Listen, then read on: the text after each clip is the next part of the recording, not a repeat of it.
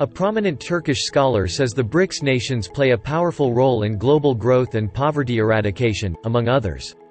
China is the second largest economy in the world. In that regard, also China is very important and key player for world production and world manufacturing as a center.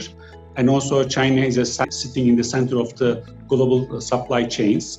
In that regard, China and other countries are playing very important roles for global growth, poverty eradication, and also general global development.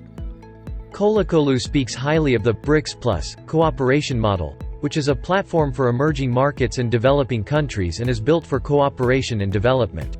Kolakolu thinks that it will help humankind handle crises and disasters with coordinated efforts.